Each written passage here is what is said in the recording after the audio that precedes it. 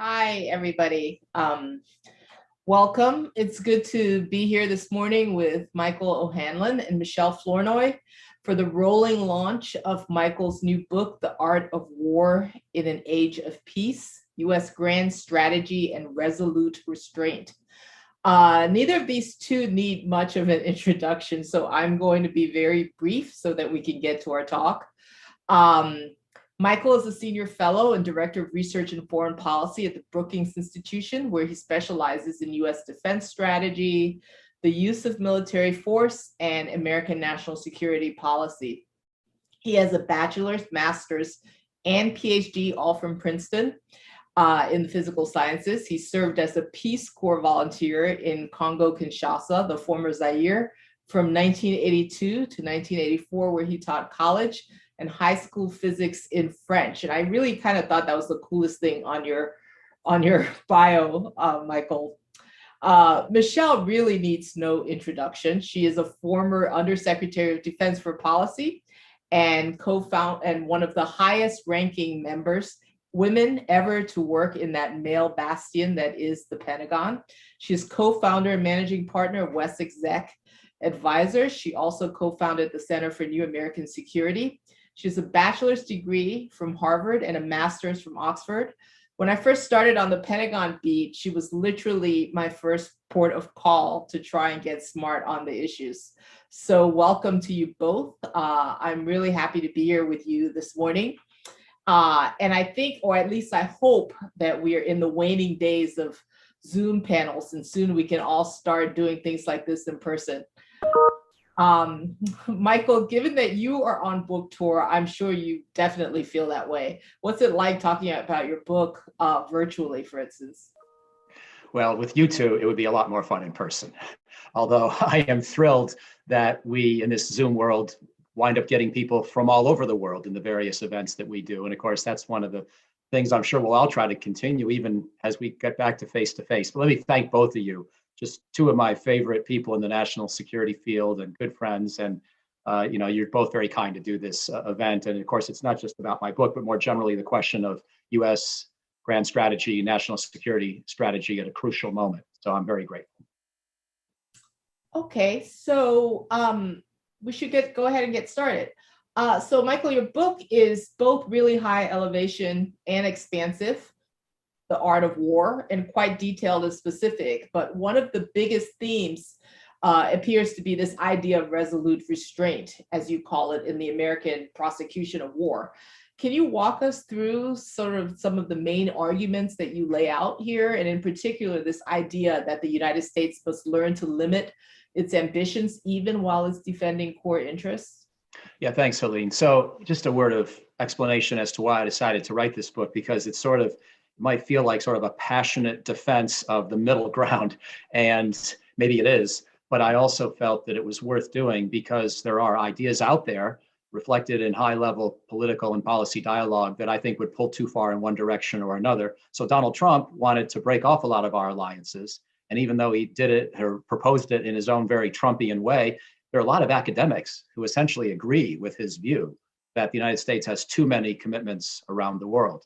I want to take on that argument, that so-called offshore balancing argument. But I also wanted to take on the argument that basically says the world is in such peril today that we have to be hyper-vigilant and really try to meet very firmly, and maybe even with military force, even the smallest potential aggressions by China or Russia, because if we don't, we risk whetting their appetite the same way, of course, that Hitler's appetite was whetted by irresolute response in the 1930s. And I think we could make a mistake if we think that way too much, especially if we wind up drawing first blood in a superpower crisis where there might be other means of walking back the hostilities or preventing them.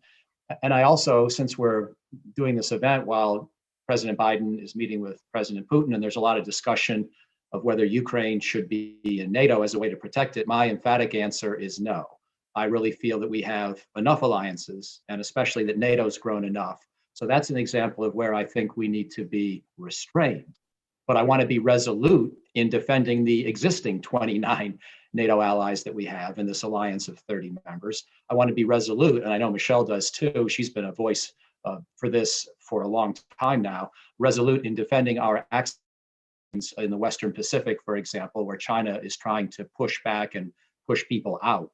And so when it comes to the core security of our allies, when it comes to access to the sea lanes and airways, when it comes to preventing weapons of mass destruction from spreading, on those issues, I do want to be resolute. And I think there's a very powerful case for doing so. I'll finish my opening spiel here by appealing to political scientists in the crowd who often create regressions based on a lot of data points. And those are often very good, but they sometimes treat every data point as equally important. And to me, there are three big data points that inform my worldview more than any others. The fact that World War I happened when we were not engaged in Eurasia. The fact that World War II happened when we were not engaged militarily in Eurasia. And the fact that World War III did not happen largely because we were engaged and we had firm alliances in East Asia and Western Europe. So the resolute part of the strategy is essential. And I strongly in disagreement with the offshore balancing crowd, even as I believe that we've extended some of our alliances enough and need to look for some ways perhaps to respond to security crises with Russia and China that may in the first instance not require rapid military escalation. This is so interesting. I have like a billion questions I want to like throw at you just from your opening remarks. And I do want to get to what's going on in Europe right now with Biden on Biden's visit and his meeting tomorrow with Putin. But one thing this jumps out at me in what you just said, and Michèle, I would direct this at you. I mean, at the same time, Michael, it sounds like you're saying we shouldn't be getting involved in the piddly stuff, but you're also saying that we should be tackling China and the South China and the East China Sea. Michèle, do you see a discrepancy there, or is that, because how can we make the argument that these South China Sea islands are anything but kind of piddly? So I actually really like the framework of resolute restraint, because I do think, given the last 4 years and the confusion it created internationally and frankly at home, we have to start by restating and clarifying to ourselves and then to others, both allies and potential adversaries, how do we define our interests? What is it that we are resolved to protect and defend? And I do think that includes not only treaty allies, but also elements of international order that are really important to preserving the sort of our ability to trade freely, to make sure that that disputes over territory or access to resources are resolved peacefully, not just a might makes right kind of Hobbesian world. And so in that context, those little islands do matter. It's not that those territory, it's that what they represent. And they represent China flouting, just flagrantly violating the international rules of the road that are enshrined in a treaty, and sort of taking unilateral action to change the status quo in ways that are illegal according to international law. Now, I think we do need to push back on that. So I like the idea of the resolute piece, but I also like restraint in the sense that, when you look at the great power competition, particularly with China, but also with Russia, different case, but both are nuclear powers. The number one objective here has to be trying to deter conflict in the first place. How do we convince them that we can deny their success in any aggression, or have the ability to impose such costs that they really decide it's not worth it? That is a more restrained approach. It does require us investing to make sure that if it comes to it, we can prosecute a campaign to reverse that aggression or to impose those costs. But it is, given the experiences of the last 20 years, where we were very ambitious in places like Iraq and Afghanistan, fell short of our goals for all kinds of reasons that are for another conversation. But in the face of really competing with other nuclear powers, I think we have to be sort of clear in our intention and our resolve, very focused in our objectives, and then very ambitious in how we invest in the capabilities needed to underwrite deterrence and affecting their calculus. So I don't think we should be restrained in aggressively pursuing the transformation of the US military, for example, but I don't think that's what Mike was saying. We need to be humble and restrained and informed by history in terms of how we actually employ force in future crises. Well, this is great. Given that framework then, and let me just insert a quick news question in here for both of you. Before we go back to the discussion of the art of war, we have Biden and Putin a summit tomorrow in Geneva. Expectations are insane since this is the first with the two of them as leaders, but I think we all know that chances are we're not going to see something major coming out tomorrow. I think we've been conditioned by Trump, by the 4 years of the Trump administration to expect craziness. But how should we look at this summit tomorrow between, particularly given the framing of your book, Michael? And I'd like to direct this question to both of you. How should we be looking at tomorrow? What's the best we can hope to come out of it? Well, I think some of what is going to come out of it is going to be straightforward, and we should keep expectations low. President Biden needs to be clear about what America finds objectionable in recent Russian behavior. Vladimir Putin needs to hear it face to face from Joe Biden. It's been said before, there won't be too many surprises, nor should we expect Putin to accept blame or apologize or promise any different behavior in the future. So that's going to be a matter of fact conversation. It would be a mistake to have high expectations. But what I would hope is that the Biden administration would also recognize that it needs to think afresh about an integrated Russia policy, which I haven't yet seen. I've seen a clearer sense of a new emergent policy towards Asia, where Michèle's thinking continues to reverberate and benefit us, going back to when she and others helped create the rebalance or the pivot 10 years ago, and where our good friend Kurt Campbell and others continue to do excellent things at the National Security Council.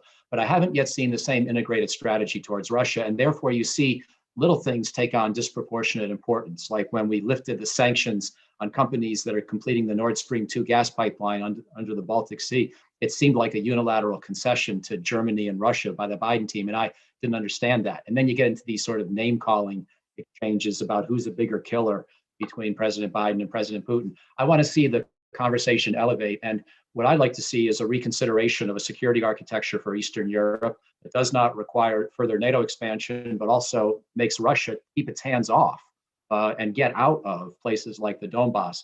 The only way I believe to start that process going realistically is perhaps to consider what you might call a track 1.5 dialogue. And I would propose people like Sam Nunn, former Senator Nunn, and others on the Russian side who have an historical perspective on this relationship and can talk and propose some ideas without it seeming like they're either speaking for their government or giving a unilateral concession or revealing some kind of weakness. Give some plausible deniability to the governments and see if a new idea for how to defuse the tension in Eastern Europe can be arrived at. We know we're not going to have good relations with Vladimir Putin. He's just not the person that we can or should ever expect to trust or admire. But we can at least look for a new framework for security relations in that part of the world that will be less dangerous. And I think this kind of a track 1.5 dialogue may be the best way to start. Yeah, I would just add that I think that the president's trip is actually kind of laying the groundwork to potentially get to a more integrated or strategic policy towards Russia, starting with some very frank behind closed doors conversations with our closest allies about what they've been experiencing, how they see Russia, trying to build some alignment on how do we want to go forward vis-a-vis Putin and Russia together. I think it's very clear there's no, frankly, expectation of or interest in a reset. It's more, and I think the second thing he's doing, he's looking to engage Putin to do the resolve part or resolute part of Mike's suggestion. I mean, this is going to be a meeting where Biden spends a lot of time laying out, how the U.S. views Russian behavior in various areas, from Ukraine to cyber attacks on the U.S. that are affecting average Americans, to their lack of accountability, holding, the cyber criminals operating on their soil accountable, to their treatment of Navalny, and now their banning of the opposition movement, and on and on. But also raising, look, there's some areas here where you're playing with fire, and you, through miscalculation, we could have a crisis erupt into something much more serious. Let's talk about, I think, in addition possibly to track 1.5, I think they're going to propose formal strategic stability talks between the US and Russian governments to talk about things, not only nuclear issues and arms control, but potentially, actions in space or cyberspace that could inadvertently escalate into some kind of larger crisis. So this is really I think a very, these are our concerns kind of meeting. I think there's very low expectations that, Putin, as the master of chaos and so forth, are going to suddenly change his stripes. But, any US president has to at least try to reduce these tensions and get this relationship on a less unpredictable or less unstable kind of course, because that's very much in our interests, and those are our allies as well. Yeah, well, when you were talking just now about a quick escalation, a crisis happening in this, the first thing I thought about was Ukraine, when Putin sent massed all those troops at the border a couple of months ago, and we were pretty soon people at the Pentagon immediately started talking about what happens if something goes wrong. You could easily see this escalating. So for both of you, then, I'm so intrigued by this whole idea of restraint, and I'm curious, Michael, about what the adoption of this kind of restraint would do to the overall idea of American exceptionalism.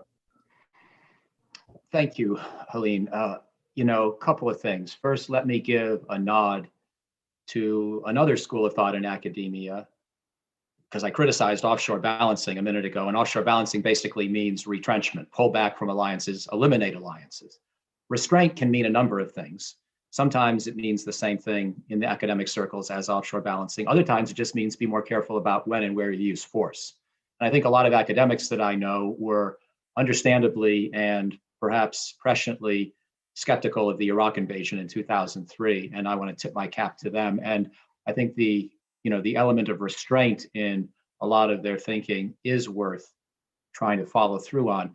But American exceptionalism is still a concept that is real in the sense that whether we are smarter than anybody else or nicer or more ethical, and I frankly doubt it, at least in regard to other major democracies, I do think that we are exceptionally placed on this planet, sort of the way Madeleine Albright used to say with the phrase of an indispensable nation. We are a big democracy here in North America, safe more or less within our borders because we have oceans and Canada and Mexico on our various sides. Most countries would, be thrilled to have that kind of geostrategic positioning. We're big. We're still the world's largest economy by classic GDP measure, one of the two biggest overall. We are still the world's greatest science and technology innovator, even if China's catching up and the European Union is strong as well. We have far and away the largest military. We have the system of alliances, which I don't want to make any larger, but it's still good in the sense that it anchors us to key pieces of terrain in Eurasia. And so we are exceptional. There's no other country that can or does play that kind of a role with that amount of power and that kind of positioning. We're close enough to Eurasia that we can go help solve its security problems. We're far enough away from Eurasia that nobody thinks we really have imperialistic designs on their territory. And if the worst thing they have to complain about is that we overthrew Saddam Hussein without enough caution, one of the world's worst dictators of the late 20th century, that's not a particularly damning complaint in the scheme of history of how nation states behave towards each other. So we are exceptional, and there's no other organization on earth nor other country that can play this backstopping role and stabilize some key theaters. Another way to put it, by the way, and I look forward to Michèle's thoughts on this question as well, of course, is that proximity does not necessarily breed familiarity, it does breed familiarity, but it doesn't necessarily breed problem solving. It can breed contempt. In Northeast Asia, China Japan and Korea prove day in and day out, they still have a lot of issues dating back to history. And I don't know that they would sort them out better without us. In Europe, Putin would welcome less of an American role on the continent because then he could start to divide and conquer and try to coerce smaller states nearer his borders into doing his way. I'm not saying he's going to invade them militarily if we leave, but I think he would look for ways to coerce. And so the fact that we have this ability to anchor ourselves to the opposite extremes of Eurasia with big alliances or important allies and sort of uphold the rules of the road is crucially significant. And it's only possible because of the attributes this country has. And American exceptionalism doesn't mean you have to think that we are better, smarter, more ethical, or superior innately. It means that you recognize that because of our constitution, our location, our demographics, our melting pot, and just who we are as a country, we can do things nobody else can. And that's going to be true, I believe, for quite some time. Yeah, I would agree with the premise that we still have a pretty unique leadership role to play, and that it's even more important in an era of transnational threats like climate change or preventing the next pandemic, or with the scope and scale of a rising China, a power coming basically rising in economic and military and influence, power and influence, while also fundamentally questioning all of the basics of the rules-based order that have governed how we work as an international community for the last 75 years. So I think it's really important. The thing that I think that's changed is that we can't just assume that we will remain that leader. I think the last 4 years have certainly shaken the confidence of our allies. We have to regain that confidence and trust. But given what China is doing, how they're investing and how they're playing their cards, we have to seriously invest in competing economically, technologically in key areas, and militarily to have the confidence that we can deter and defeat aggression if we have to in the future. So we can't rest on our laurels. And, when I think about restraint, it's more, maybe I'm reading too much into your term, Michael, because I don't agree with the school that says restraint is about pulling away from your commitments and staying at home. But I do think we have to really suppress our appetite in certain areas so that we can put more bandwidth, more resources, more energy on retooling, reshaping the military to be fit for purpose in the future, because we're going to ask them to do very different things in very different ways, even for deterrence, than what they've honed themselves to and focused on for the last 20. So you need to, can't have troops meeting themselves, coming and going from CENTCOM every day and expect them to develop new concepts, experiment and test with those, and then retrain to work in the Indo-Pacific in a largely maritime and air environment. There has to be some risk management here. And I think that does, call for a measure of restraint day to day and really focusing on where do we prioritize and where do we accept and manage some risk so that we can be ready for that future, which is here. I had to unmute. It's funny, you guys both for a second there both sounded a little like Jim Mattis when he used to argue that what distinguished us from the Russians was that we have allies. But Michèle, you referenced the pandemic. Where does COVID fit in here? Michael argues that the pandemic could come to be seen as more significant than 9/11. And if that is the case, what kind of lesson should the Pentagon, for instance, the Department of Defense, take from that when they look at maintaining, its own relevance as, America's, defense authority? Yeah. So, the pandemic, I think, will go down in history as, probably one of the most impactful, events that, in a century or more, certainly. And although we feel like we're sort of turning the corner in the United States, still have more work to do, but we're kind of getting to a new place. The rest of the world is just cycling through the worst of it, and it's going to get a lot worse before it gets better. So I do think there's an incredible leadership opportunity for the United States to try to muster, as we saw Biden try to do at the G7, to muster donations from the developed world to the developing world in terms of vaccines and so forth. I also think that we will need to make, as the international community, much greater investment in our public health infrastructure, in strengthening our surveillance ability, our detection ability. We want to be able to prevent the next pandemic, and there will be a next one, much more effectively than we handled it this time around. And that's going to require investment. But I do think that a lot of these investments that we need to make, whether it's in public health, whether it's in our own technological competitiveness, it's setting the foundations for the US to continue to lead in the world. And I think for our, our ability to influence things and hopefully prevent, conflict in the future. So yes, those things will compete for dollars. But right now, I feel like the best thing we can do for our competitiveness internationally is invest in the drivers of our competitiveness at home, while also maintaining the foreign policy tools we need to be effective, and that includes a strong military.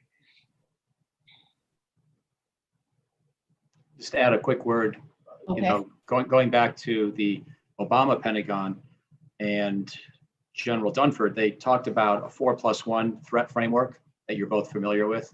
And of course, that was to get us away from just focusing on the smaller, more extreme states like Iraq and North Korea, which had to some extent been our first approximation at post-Cold War defense planning. And so the 4+1, of course, is Russia and China, North Korea, Iran, and then transnational terrorism or extremism. And what I propose in the book is, and it's no great, huge insight, but it's just a useful way for me to organize my own thoughts, is that we adopt a second 4+1.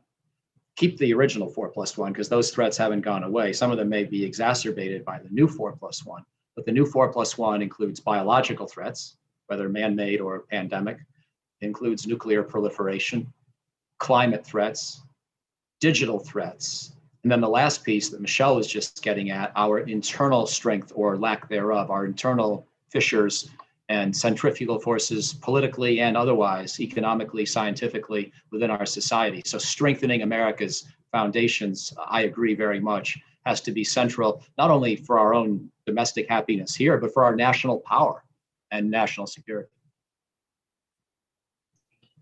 We are getting quite a few questions coming in from the audience, so I'm going to go to one of them. This is from Georgi Antadze, who is the Georgian Parliamentary Research Center acting director. For Michael, you argue that the US should avoid costly mistakes like expanding NATO to include new members. On the other hand, NATO promised Georgia that doors remain open and one day we will be a member, according to your vision, which really reminds me of some realistic geopolitical vision of international relations. A small state like us will remain alone against states like Russia. What is your solution then for countries like Georgia? And I would maybe throw Ukraine in there too. Fantastic question. And I do think that we have some obligation to think about it here in the United States, because going back to 2008 and the Bucharest summit under President Bush, we promised Ukraine and Georgia eventual membership.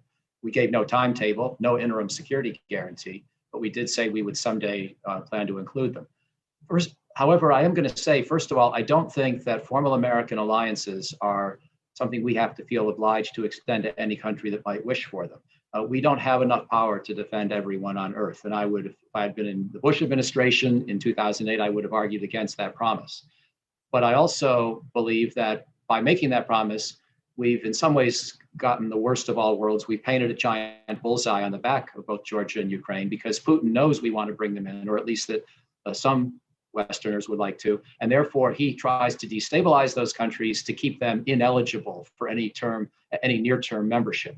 So the only way out of this conundrum, to my mind, is to enlarge the conversation and allow for some new kind of security order that would require Putin and Russia to pull their forces verifiably out of places like northern Georgia and eastern Ukraine if they want sanctions relief and if they want our commitment to this new order that will not extend NATO further into the former Soviet space. I think if we have the right dialogue and concept for that, we can actually do a better job of helping Georgia and Ukraine than we have the last 13 years, where again, I think we've to some extent created perverse incentives that have increased the likelihood that Putin would look to destabilize those countries. So I want a new concept for essentially non-alignment of the countries that are presently east of NATO and in that former Soviet space.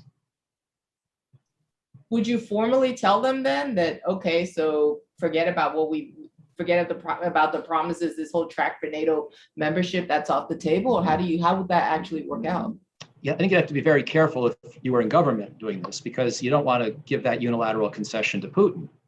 That needs to be part of the equation, part of the framework. And the premise here is that if we are partially responsive to Russia's security concerns, not that Russia has anything to fear from NATO, but human beings are proud, and there's a psychology about this too. And if we're going to try to be partially responsive, we expect that Russia will, in fact, be willing to compromise and work with us to assure the security of those countries. So to the extent that Russia invalidates that premise, we may have to reconsider.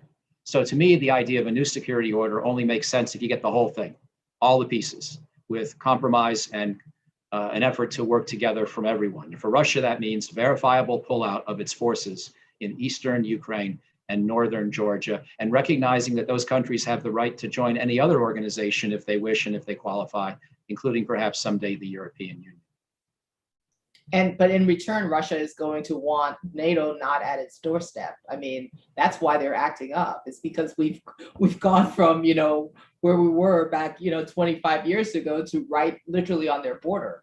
Part of it. I don't want to blame us too much. I mean, I agree with some of that, but I also think, Russian pride and just human beings being what they are, there is going to be a natural adverse reaction to the alliance that was set up to compete with you in the Cold War, now trying to expand right up to your doorstep. On the other hand, Putin didn't have to behave the way he did. He didn't have to aggress against these countries. He didn't have to squelch opposition within his own country. He didn't have to threaten war against NATO. Michèle's lived a lot of this, and had to deal with this, in a way where American and Western lives were at risk because of Russian behavior. I'm not going to get up here and defend Vladimir Putin just because we might have been slightly off-putting in his mind with expansion of NATO. But I do think that we should maybe ask whether 30 members is now enough. Okay, this next question is from Jeannie Jiao Nguyen, voice of Vietnamese Americans president.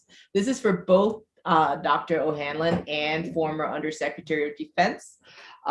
For policy, your whole title is there, Michèle.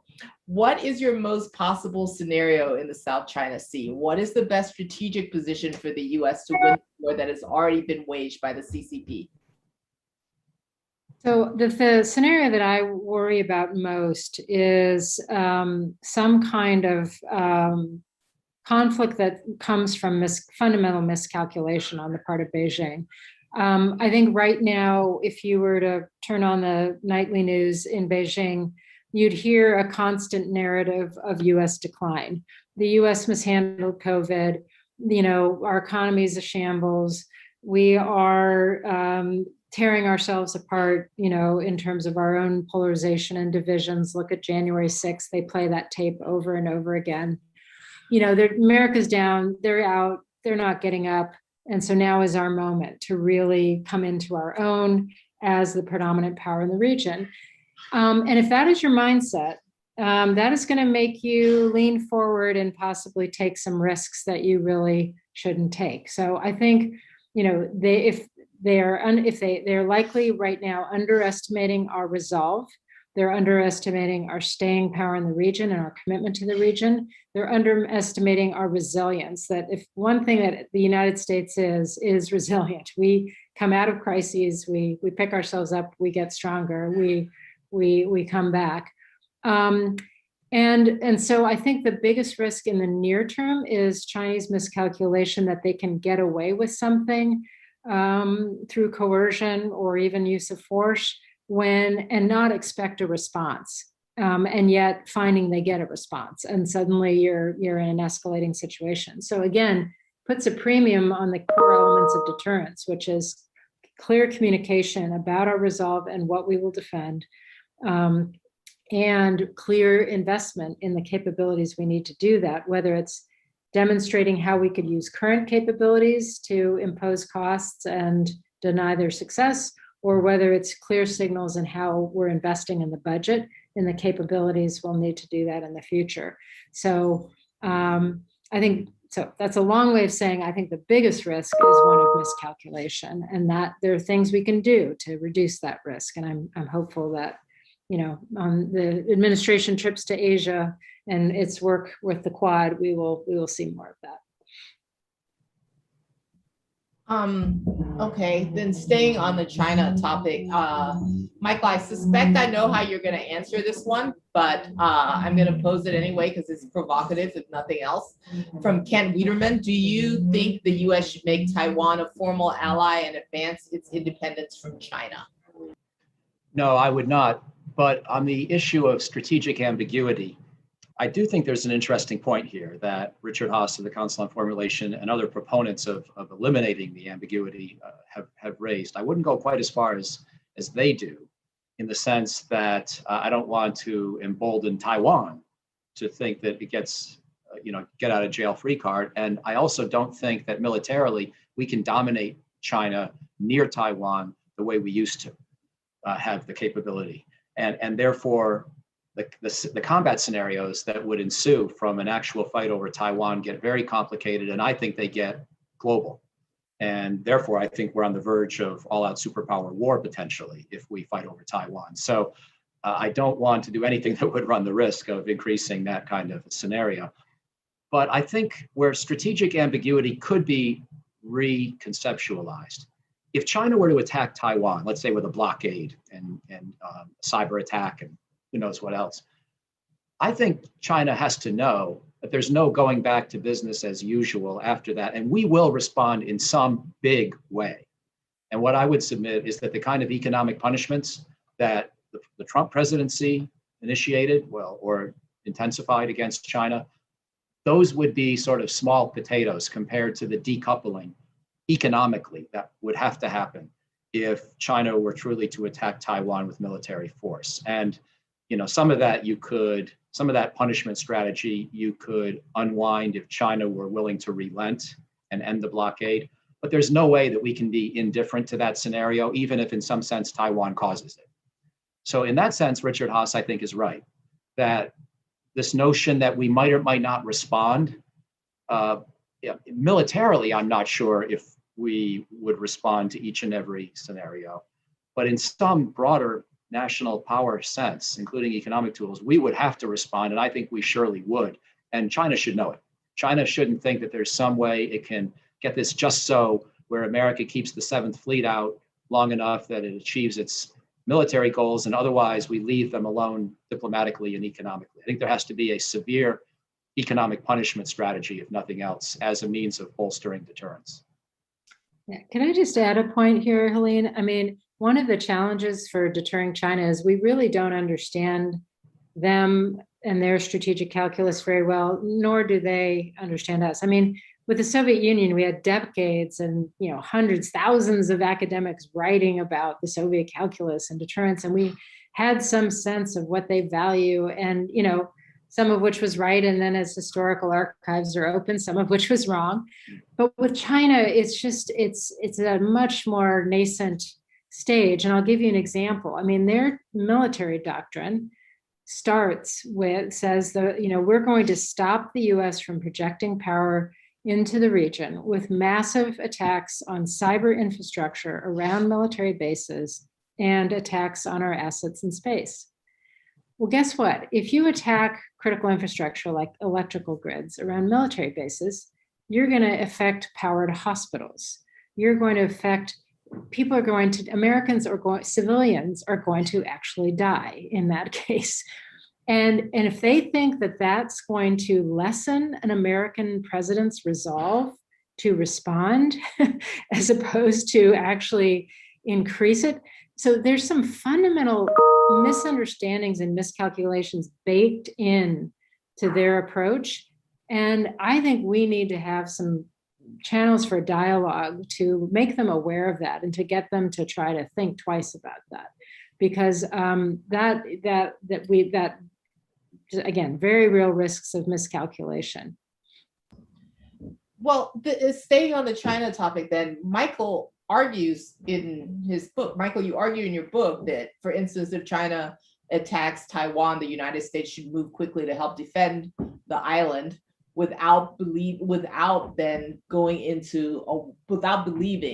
that we need to then go into a wider war with China. We have to defeat China in a wider war. How do you do? How can you even manage that? Well, it all depends, of course, on the scenario. And what I was postulating in that part of the book was the idea of a Chinese blockade that perhaps begins as a partial blockade, and they tolerate a certain amount of traffic, for medicine or basics, but they try to basically say to Taiwan, listen, because we've caught you moving towards independence, hypothetically, we're going to make you pay a severe economic price that you cannot endure, and you will have to rethink your ways of withdraw that pledge to declare independence next year, whatever the scenario may be. But I'm thinking of a naval blockade, maybe backed up by cyber attack against Taiwan. And in that kind of a scenario, rather than have the United States go in and declare that we, with perhaps the Taiwan and Japanese navies, will open up those sea lanes by force if necessary, which means that we might have to be the first ones to draw blood against the Chinese in the scenario where they might not have yet drawn blood against us. Rather than have that be our only plausible first step, I would like to have options that include putting pressure on the Chinese use of the sea lanes in the Indian Ocean and Persian Gulf, maybe even having American military assets that could try to minimize any casualties on board the crews of those kinds of ships and interfere with China's economic lifelines. So that's just the kind of capability. And then also combine that with economic punishment, which requires the kind of preparation for resilience that Michèle perhaps was alluding to earlier on the part of the United States and its allies. If we get into an economic war with China, we need to have prepared so that we're not so dependent on their rare earth metals or semiconductors or anything else that they can make us cry uncle before we can make them rethink their coercive strategy. That's the kind of scenario I was thinking about. We just got a 3-minute warning, so I'm going to make this my last question. I find it really surprising, given the last 20 years, that we've just had this entire discussion and Afghanistan has barely come up. So I'd like to end this, and this is for both of you, and I'd like to, you particularly, Michael, to put this in the framework of sort of this resolute restraint that you're talking about in your book. How does Afghanistan in the next 10 or 20 years play out, given what you are laying out? What happens? What do we do, for instance, if Kabul is about to fall? Is that the time to start thinking through how would you, in a real world situation, which we may be looking at, in the next couple of years, how would you like to see this play out? Well, and I'd like to ask the same question of you, Michèle. It's a tough one to end on for this strategy, because the strategy would seem to suggest that places like Afghanistan shouldn't matter that much and therefore should receive less emphasis. And I think that's true. But I also think we had managed to bring down our commitment to Afghanistan to a very sustainable level of a few thousand troops, which is why I was against President Biden's decision to go to zero. I thought he had put things in a place where we could actually sustain that. And he had essentially balanced our commitment and our expenditure of resources with the strategic stakes that were involved. For the hypothetical that you mentioned, Helene, which unfortunately may not remain a hypothetical very long, I don't know that there's going to be an American rescue plan at this point. I think we have a number of things we can do to try to reduce the likelihood of a large-scale terrorist sanctuary from emerging in Afghanistan, including perhaps working with elements within Afghanistan if the country falls apart, to protect certain parts of the country and maybe even have certain American assets someday in those parts of the country or in the neighborhood. Some of this may actually require more time and attention and effort from the Biden administration than the strategy they just decided to jettison. So that's part of why I think they made a mistake. I think they may have made their lives harder, not easier. But I do think we'll have options for protecting ourselves. They may not be quite as good as the option we're giving up. They certainly won't be as good for the Afghan people, in my judgment, but I hope I'm wrong. Anyway, we had brought the commitment and the expenditure of resources down to a level that I think was consonant with our strategic interests. And I wish we had just stayed there. Michèle, do you have time to answer? Sorry. Yes, I don't disagree with Michael's assessment. And I do worry that we're going to have a sort of downward spiral in Afghanistan that could end up looking like a full-blooded civil war, or, Taliban taking major cities back and so forth, and lots of very gruesome, horrific images, on the nightly news in terms of, innocent Afghan civilians being killed. So that, pains my heart. I agree. I'm sure there's planning going on to how do we protect ourselves in that, how do we, either protect or extract our diplomatic presence and so forth. But I do think that, we actually, by removing a very small force that sort of had its finger in the dike, we have lost our primary source of leverage. We can still try to use the prospect of international assistance to whatever government could emerge from further negotiations to sort of say to the Taliban, if you don't cross certain red lines, the international community will still support a combined government, whatever that it looks like. But I don't think we should be very optimistic about their willingness to negotiate either a ceasefire or a new government, as we depart. So I think it's just going to be a very, it's going to be a very difficult chapter to the end of our military engagement there. I suspect a real downer to end on. I'm sorry. I suck as the moderator. I can't believe I ended on that. But this has been a really interesting discussion with both of you. Michael, congratulations on your book. Thank you, Helene. Thank you both very much. Everybody read Mike's book. It's terrific. Everybody read Mike's book. Very provocative. Very provocative. Thanks to everybody. All right. Take care. Bye-bye. Thanks for watching. Be sure to like and subscribe for more videos from Brookings.